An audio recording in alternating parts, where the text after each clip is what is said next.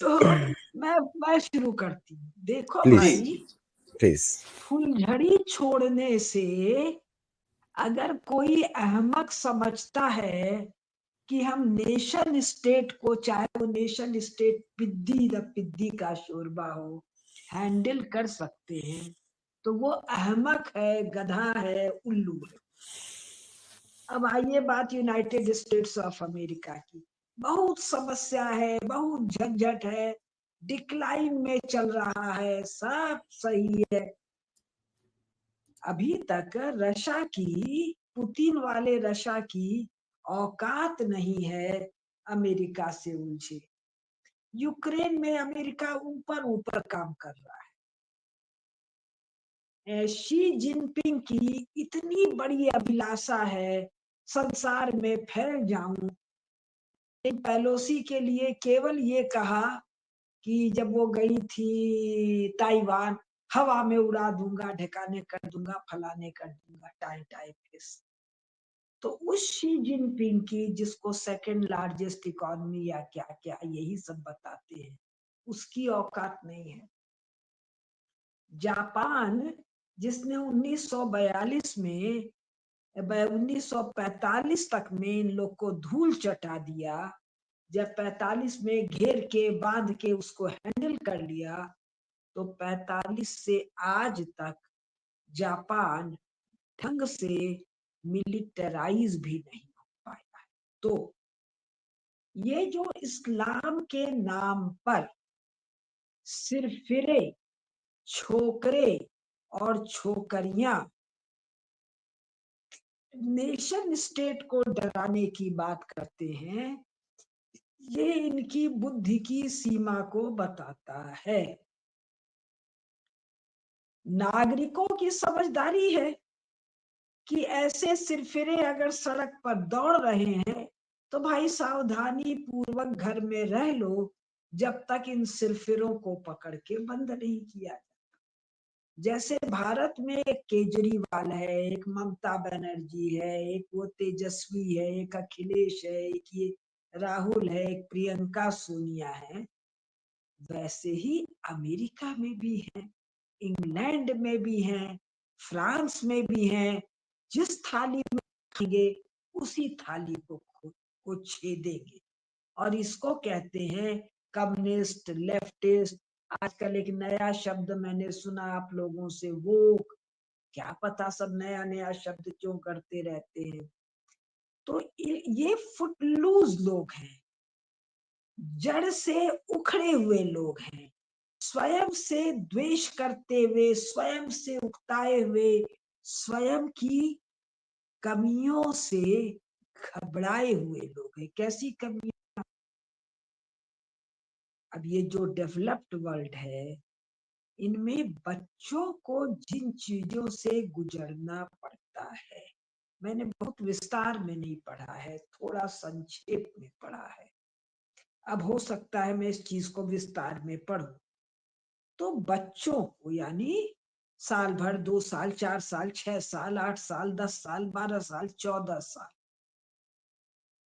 14 साल तक इन बच्चों को घर के भीतर, बस में, ट्राम में, स्कूल के भीतर, अध्यापक से, सीनियर से, बराबर वालों से, जूनियर से, जिस नारकीयता को झेलना पड़ता है, वो इनको साइकोलॉजिकली डिफॉर्म करता है। और ये बहुत बड़ी समस्या यूरो अमेरिकन चर्च सोसाइटी की है, चाहे वो चर्च को मानते हैं या चर्च को नहीं मानते हैं।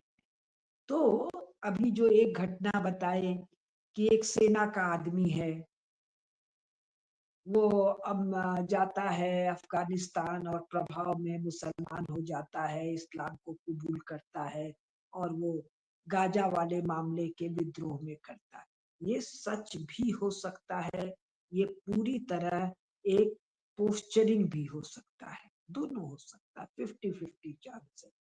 लेकिन दोनों ही स्थिति में, जैसे कहते हैं ना, मैं बनारस में रहती थी। काशी हिंदू विश्वविद्यालय के सामने वाली जगह को लंका कहते हैं। लंका इसलिए कहते हैं कि जब रामलीला का मंचन होता है तो सीता जी को लाके रावण वहीं रखता है, वो वाला मंचन वहां होता है, तो उसका नाम लंका है।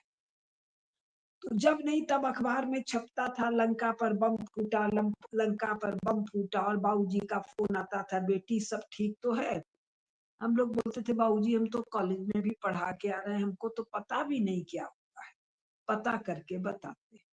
फिर खबर छपती थी बनारस में बड़ी जोर का बाढ़ आ गया, बाढ़ आ गया।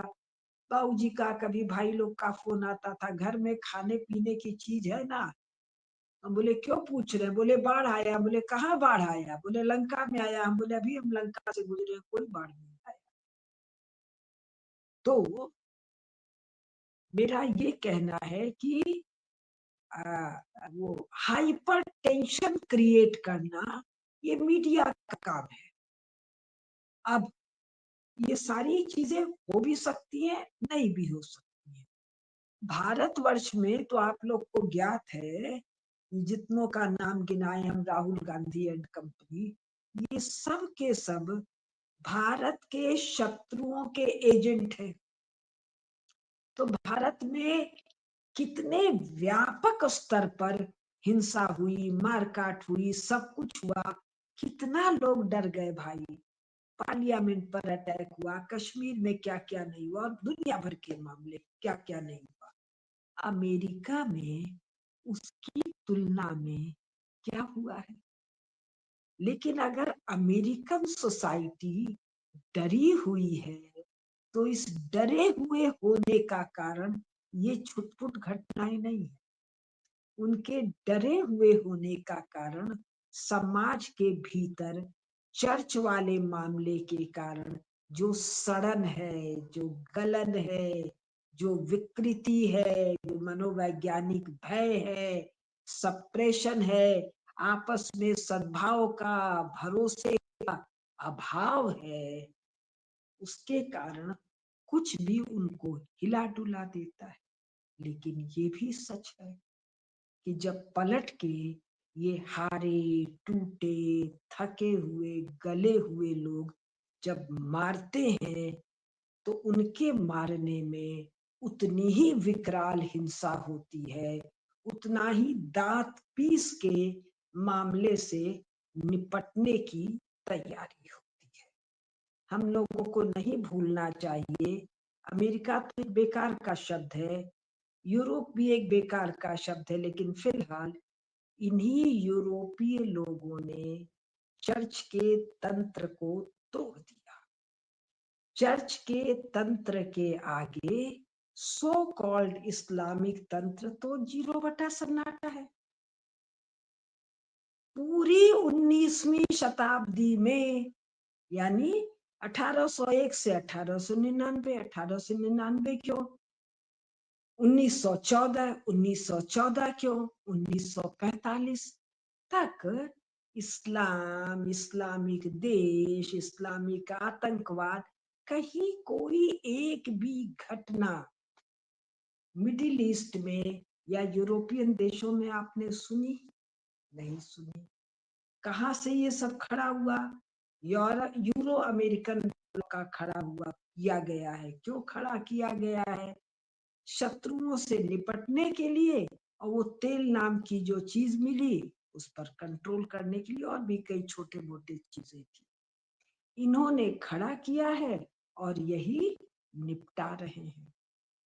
अभी हम लोगों ने सीरिया वाले असद के मामले में सुना कि आईएस जो, जिसके शत्रु अमेरिका भी था और अपना रशिया भी था, उन लोगों की मदद से सीरिया में असद को निपटाया गया।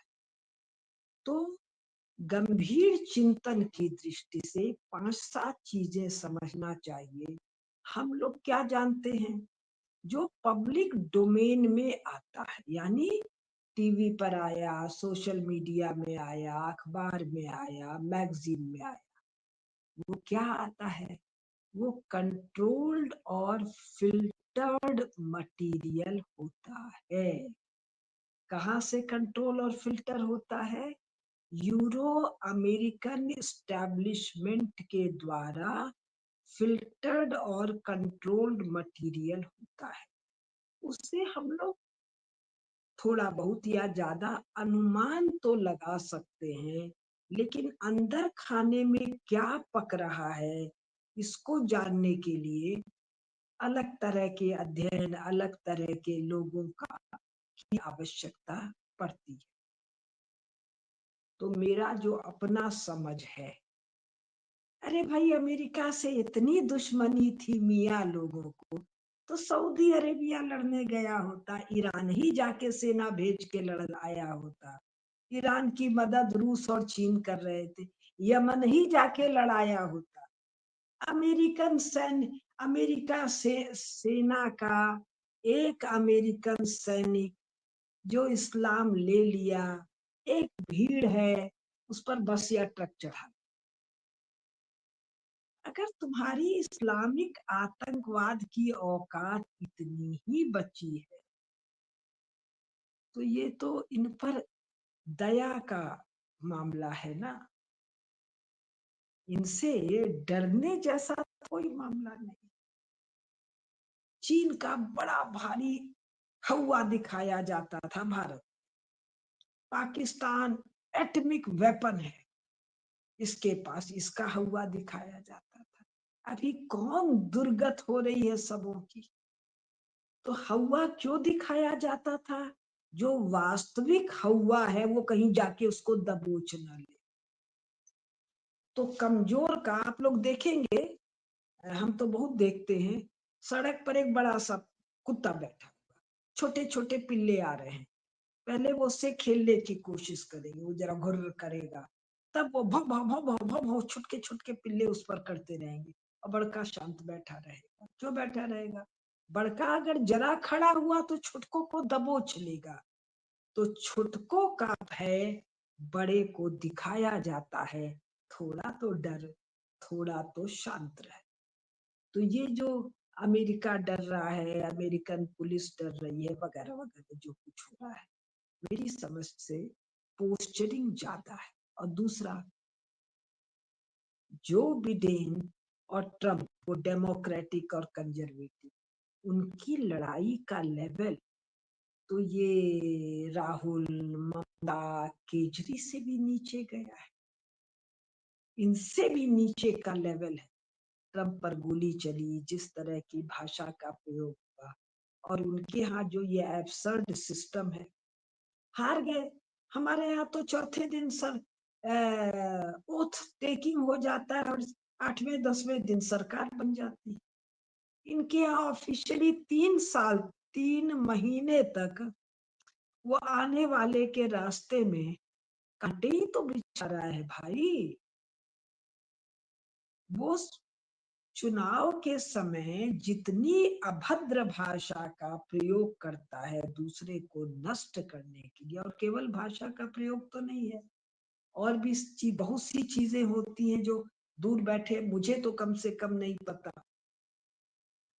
वो पता है कि मेरा शत्रु जीत गया है, तो उसके मार्ग में जितने कांटे बिछा सके, उसकी तुलना में तो जिस तरह की चीजें हो सकती हैं कुछ खास नहीं हो रहा है। मुझे जो दिख रहा है वो मैं कह, तो मैंने अपनी बात मोटा मोटी पूरी कर।